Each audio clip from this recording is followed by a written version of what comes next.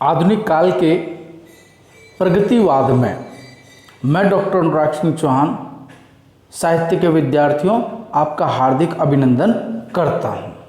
प्रगतिवाद हिंदी साहित्य के इतिहास का एक ऐसा कालखंड है जिसने सर्वप्रथम एकजुट होकर संघर्ष करने की बात एक आम जन सामान्य तक पहुँचाई।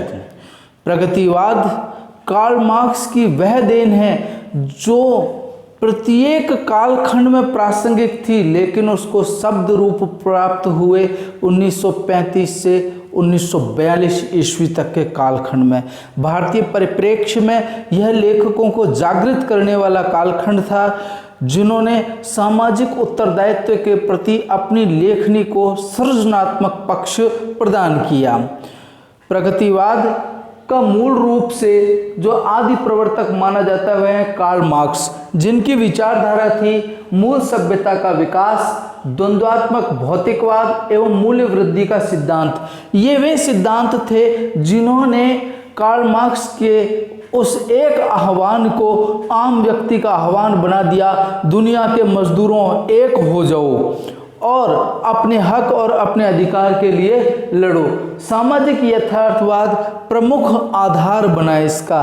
समाज वास्तव में कहाँ जा रहा है, उसका क्या यथार्थ है, उस यथार्थ की भाव पृष्ठभूमि को इन्होंने अपने लेखन का अंग बनाया और यह छायावादी काल्पनिकता एवं वैयक्तिकता का भी विरोध करते हुए लेखक प्रतीत हुए।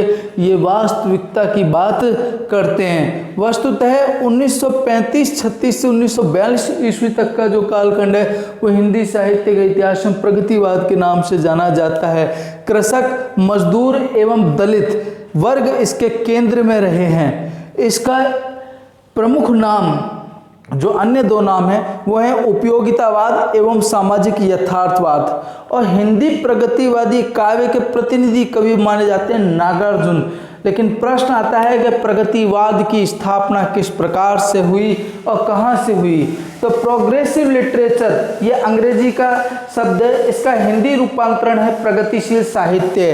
Progressive writers association E.M. Poster जो कि लंदन के थे, इनके द्वारा सर्वप्रथम प्रगतिशील लेखक संघ की स्थापना की गई।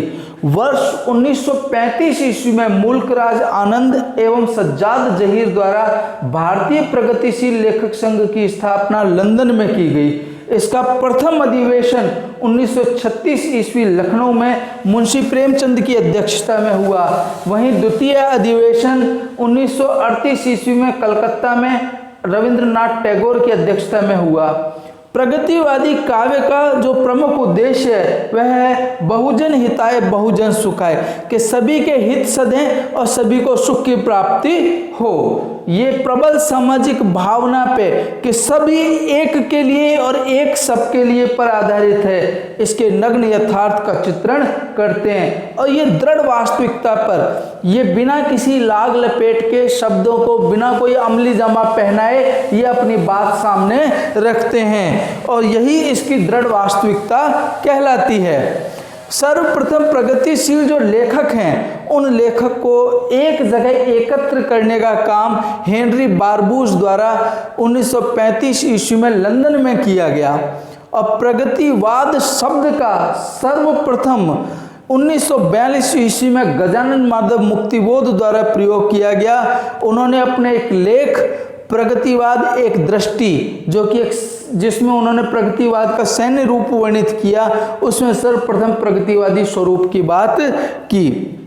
यहाँ पर यह तथ्य और अधिक प्रासंगिक है और अधिक उल्लेखनीय है कि इन्होंने क्रमिक विकास को, साहित्य को इन्होंने बिखरने से बचाया। इन्होंने साहित्य को सहेजते हुए एक एक मुद्दे को सामाजिक समसामयिकता की कसौटी पर परखते हुए इन्होंने अपनी बात कही, जिनमें सर्वप्रथम इन्होंने शोषित वर्ग का करुण चित्रण किया। शोषक वर्ग के प्रति घृणा निस्संदेह अपने आप ही पनप जाती है जब व्यक्ति निरंतर अपने अधिकारों का हनन होते देखता है। शोषक वर्ग के प्रति घृणा, रोष, क्षोभ, विद्रोह आदि का प्रकटीकरण इनका प्रमुख ध्येय उद्देश्य रहा। इन्होंने साम्यवादी स्थापना को केंद्र में रखा कि समाज के अंदर समस्त अवधारणाओं का केंद्रीकरण हो जाए। समाज विकेंद्रीकरण की प्रवृत्ति को दूर करते हुए ये जो साम्यवादी स्थापना है इसको मूल रूप में देखे कि प्रत्येक व्यक्ति को उसका हक, उसके अधिकारों की प्राप्ति हो।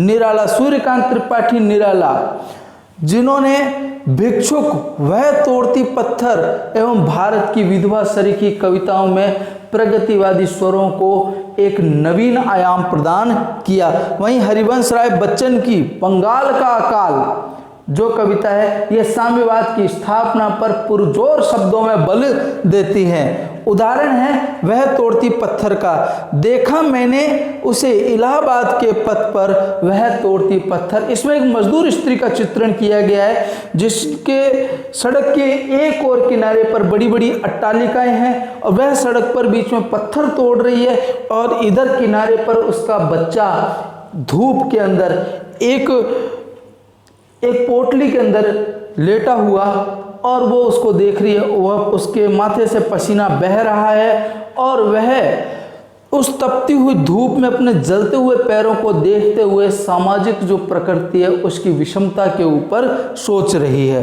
वहीं वह आता दो टूक कलेजे के करता, पछताता पथ पर आता। एक ऐसा भिक्षुक जो सिर्फ अपने पेट की बात करता है, जो भूख से पीड़ित है, जो नित्य प्रति निरंतर यह सोच रहा है कि उसके हक और अधिकारों को किसने खा लिया, जो उसके हिस्से की रोटी किसके पास चली गई, ऐसे ही एक आम गरीब पीड़ित भिक्षुक वर्ग का चित्रण किया गया। वह आता दो टूक कलेजे के करता, पछताता पथ पर आता भिक्षुक। वहीं बच्चों, रामेश्वर शुक्ल अंचल और शिव मंगल सिंह सुमन, ये अंचल एवं सुमन इनके उपनाम हैं। इन दोनों लेखकों ने प्रगतिशील साहित्य के अंदर अपनी पुरजोर शब्दों में उपस्थिति दर्ज करवाई।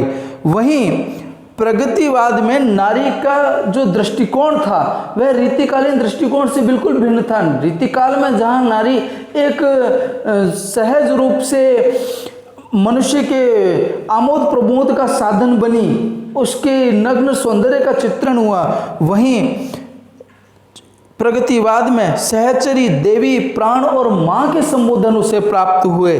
प्रेरणा स्रोत, जीवन प्रकाश स्तंभ के रूप में उसे सम्मान मिला। वीरांगना, विद्रोहिणी, सहभागिनी और युगांतकारिणी के रूप में इसका चित्रण हुआ। ये नारी सम्मान की एक ऐसी अनन्य गाथा थी जिसे प्रगतिवादी लेखकों ने शब्दों के सांचों में ढाला और वे कह उठे, मुक्त करो नारी को युग युग की कारा से, कि जो युग युग की जो कारा है, जो जेल है, उससे नारी को मुक्त करो। से बंदिनी नारी को, जो बंदी नारी है उस नारी को मुक्त करो। ये प्रत्येक प्रकार की क्रांति के मूल में अपने हक एवं अधिकार को प्राथमिकता प्रदान करते थे और ये कहते थे कि आप अपने हक और अपने अधिकारों के लिए पुरजोर शब्दों में लड़ो। ये अपनी बात सामने रखो। कार्ल मार्क्स का जो द्वंद्वात्मक भौतिकवाद है, इसने समाज के अंदर एक ऐसी अवधारणा को सामने लेकर के आया कि जो व्यक्ति अपने आप में जीवंत था वो चेतन हो उठा। वह अपनी ऊर्जा, अपनी क्षमता को पहचानने लगा और वो कह उठा कि मुझे मेरे हक एवं अधिकार की रोटी दो। वह अपने हकों के साथ अब किसी प्रकार का कोई समझौता करने के पक्ष में नहीं रहा। उसने शोषणकर्ताओं को इतना अधिक चित्रित किया कि वे अपने आप में जो समाज के समक्ष उनका जो नग्न रूप था वो नग्न रूप सामने आ गया कि इन्होंने किस प्रकार से एक गरीब वंचित वर्ग का अधिकार मारा, उसका हक मारा और किस प्रकार से ये अपना कार्य करते रहे।